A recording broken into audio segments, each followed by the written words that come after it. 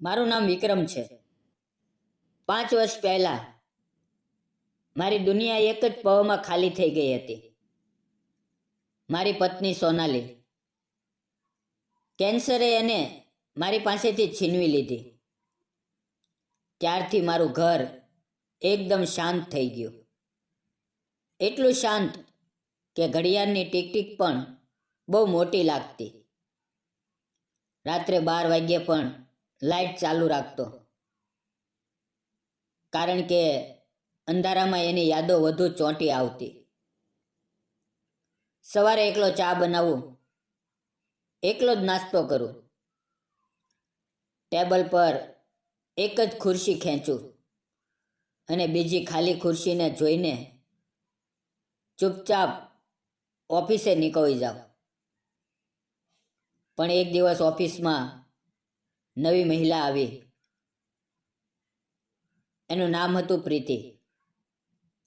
સફેદ ગુલાબી સાડી, નાનકડી બિંદી અને આંખોમાં એવી ઉદાસી કે જાણે કોઈ દરિયો શાંત હોય પણ ઊંડાણમાં તોફાન ચાલતું હોય।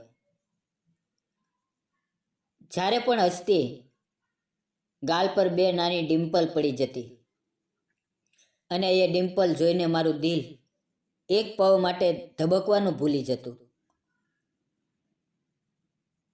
મિત્રો, ધીમે ધીમે ચાના બ્રેકમાં વાતો થવા લાગી। એક દિવસ મેં પૂછ્યું, પ્રીતિ, તમે હંમેશા એકલા જ ચા પીવો છો?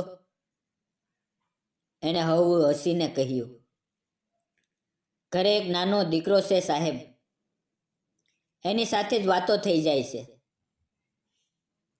પછી એક અઠવાડિયું એ ઓફિસે ન આવી।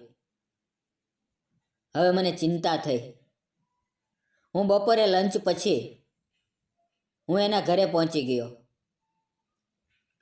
નાનકડું 2 રૂમનું ઘર, દિવાલો પર બાળકની નાની નાની ડ્રોઈંગ્સ। એણે દરવાજો ખોલ્યો, વાળ ખુલ્લા, આંખો લાલ, સાડી થોડી ઉતરી ગયેલી। મને જોઈને તે ગભરાઈ ગઈ। અરે સાહેબ, તમે? મેં કહ્યું, 3 દિવસથી ગાયબ એટલે ચિંતા થઈ ગઈ। અંદર એક 7 વર્ષનો બાળક બેડ ઉપર ઊંઘતો હતો। એણે ધીમેથી કહ્યું, રિષભને ખૂબ તાવ હતો, હોસ્પિટલમાં રાખવો પડ્યો, આજે જ ઘરે લાવી છું। તે ચા બનાવી લાવી। અમે બંને ચૂપચાપ બેઠા। પછી મેં પૂછ્યું, પતિદેવ? એ થોડી વાર ચૂપ રહી, પછી ધીમેથી બોલી, 3 વર્ષ પહેલા બાઇક સ્લીપ થઈ ગઈ, એ જ જગ્યાએ એ ગયા। હવે હું અને રિષભ, બસ અમે 2 જ। એની આંખોમાંથી આંસુ ટપક્યા। મેં પણ મારી વાત કરી, મારી પત્ની સોનાલી વિશે, મારી ખાલી રાતો વિશે, ખાલી ખુરશી વિશે।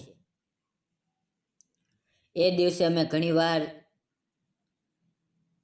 ચૂપ બેઠા રહ્યા, પણ એ ચૂપકીમાં 2 દિલ એકબીજાને સમજી ગયા। ત્યારથી હું એના ઘરે વારંવાર જવા લાગ્યો। રિષભને ચોકલેટ, ટોયસ, આવું બધું લઈ જતો। એ મારી ગોદમાં ચડીને વિક્રમ અંકલ બોલીને ગળે વળગી પડતો। પણ એક સાંજે રિષભ ઊંઘી ગયો। હું અને પ્રીતિ બાલ્કનીમાં બેઠા। ચાંદની પડતી હતી, ઠંડી હવા વાતી હતી, એની સાડીની પાલવ ઉડતી હતી। મેં એનો હાથ પકડી લીધો અને ધીમેથી બોલ્યો, પ્રીતિ, પ્રીતિ, હું જાણું છું કે આ બોલવું સરળ નથી, પણ હું હવે ચૂપ નથી રહી શકતો। હું તને ખૂબ પ્રેમ કરું છું। મને તારી ઉદાસી ગમે છે, તારી હિંમત ગમે છે, તારી અંદરની તાકાત ગમે છે। રિષભને પણ હું મારો દીકરો જ માનું છું. અને જો તું માને તો હું તમને બંનેને મારું ઘર, મારું જીવન, મારું બધું આપવા માંગુ છું. એની આંખોમાંથી આંસુ નીકળ્યા, પણ એ આનંદના હતા. એણે મારો હાથ ચુસ્ત પકડી લીધો અને ધ્રુજતા અવાજે કહ્યું, વિક્રમ, મને લાગે છે ભગવાને મને ફરીથી જીવવાનું કારણ આપ્યું છે. હું પણ તમને ખૂબ પ્રેમ કરું છું. મિત્રો, એ રાત્રે ચાંદનીમાં અમે ઘણી વાર સુધી હાથમાં હાથ પકડીને બેઠા. અમારી પાસે કોઈ શબ્દો નહોતા, ફક્ત બે દિલની ધબકારો એકબીજાને સમજતી હતી. અને થોડા મહિના પછી અમે કોર્ટમાં શાંતિથી લગ્ન કરી લીધા. અને કોર્ટની સીડીઓ ઉતરતી વખતે રિષભ દોડીને આવ્યો, મારા પગમાં વળગી પડ્યો અને બોલ્યો, પપ્પા. એ એક શબ્દ સાંભળીને મિત્રો મારી આંખોમાંથી આંસુ નીકળી ગયા. મેં એને ગોદમાં ઉપાડી લીધો, પ્રીતિની સામે જોયું, ત્યારે એ પણ રડતી હસતી હતી. મિત્રો, આજે વર્ષો વીતી ગયા.